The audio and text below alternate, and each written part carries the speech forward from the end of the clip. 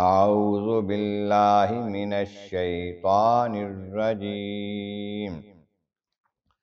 بسم اللہ الرحمن الرحیم تاللہ لقد ارسلنا الى من قبلک فزین لهم الشیطان اعمالهم فهو وليهم اليوم ولهم عذاب أليم وما أنزلنا عليك الكتاب إلا لتبين لهم الذي اختلفوا فيه وهدى ورحمة لقوم يؤمنون والله أنزل من السماء ماء فأحيا به الأرض بعد موتها إن في ذلك لآية لقوم يسمعون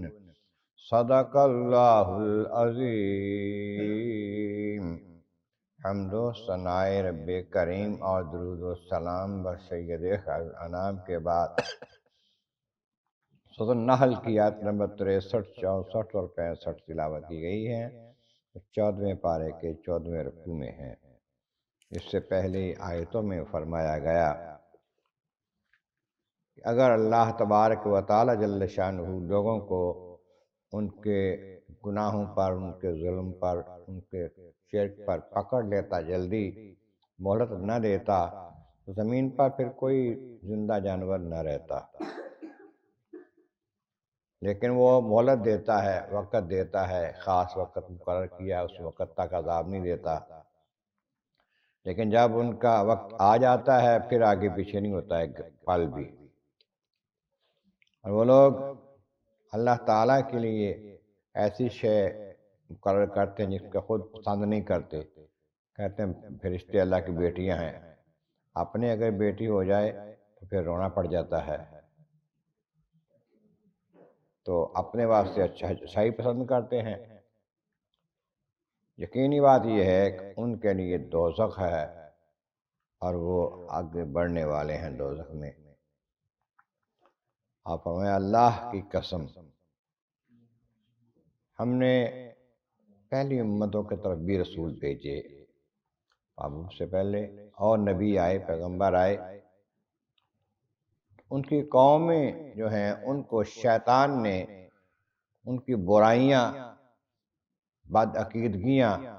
اچھی کر کے دکھائیں، انہوں نے سمجھا کہ یہ جو گناہ کر رہے ہیں یہ اچھا ہے، اور جب قیامت کا روز ہوگا ان کا پھر کوئی ولی نہیں ہوگا، دوست نہیں ہوگا، مددگار نہیں ہوگا، بس شیطان ہی ہوگا ان کے ساتھ، پھر وہ ان کے لیے پھر دردناک عذاب ہوگا۔ ہم نے یہ کتاب اس لیے اتاری ہے کہ محبوب آپ ان لوگوں کو واضح کر کے بتائیں جو ان میں اختلافات آپس میں ہیں، ان کی وضاحت کر دیں کہ حق کیا ہے، اور یہ کتاب رحمت ہے، ہدایت ہے ان کے لیے جو ایمان لانے والے ہیں۔ یہ فرمایا قدرت کاملہ کی نشانیوں میں سے یہ بھی ہے کہ واللہ انزل من السماء ماء، اللہ نے آسمانوں سے پانی اتارا۔ بارش جو ہوتی ہے اگرچہ آسمان سے نہیں براہ راست آتی، لیکن اس کے اسباب آسمانی ہوتے ہیں، جیسے سمندر سے دھوپ کے ذریعے بھاپ بن کے اوپر جاتی ہے، بادل بنتے ہیں،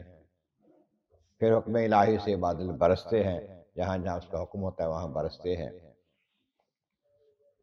جب ہم نے پانی اتارا، بارش اتاری،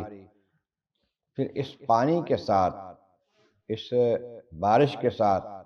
آہیا بہ الارض، اس کے ساتھ زمین کو زندہ کر دیا۔ معنی یہ کہ زمین کے اوپر خشکی ہو گئی تھی، ہر پتا خشک ہو چکا تھا، لیکن جب بارش ہوئی پھر ہرے بھرے ہو گئے، درخت اگئے، پھل اگے، سبزیاں اگیں، اناج اگے، تو رونق ہو گئی۔ تو فرمایا کہ یہ موت کے بعد زندگی ہے زمین کے لیے۔ خالق کائنات جل شانہ دکھاتا اور بتاتا ہے کہ جیسے اس طرح زمین کو زندہ کرتا ہے سب کو زندہ کر سکتا ہے۔ ان فی ذلک لآیۃ لقوم یسمعون، ان باتوں میں جو بتائی جا رہی ہیں، دلیلیں دی جا رہی ہیں اللہ کی قدرت کی، اس میں نشانیاں ہیں قدرت کاملہ کی، لیکن ان کے لیے جو توجہ سے سننے والے ہیں، غور سے سننے والے ہیں، ان کے لیے اس میں نشانیاں ہیں۔ تو اللہ تبارک و تعالیٰ کی بارگاہ میں عرض مولا کریں اپنے محبوب کا صدقہ ہمیں قرآن پاک کا فہم اور اعمال صالح نصیب فرما، اور توجہ کے ساتھ غور کے ساتھ کلام پاک کو سمجھنا، سننا اور عمل کرنا نصیب فرما۔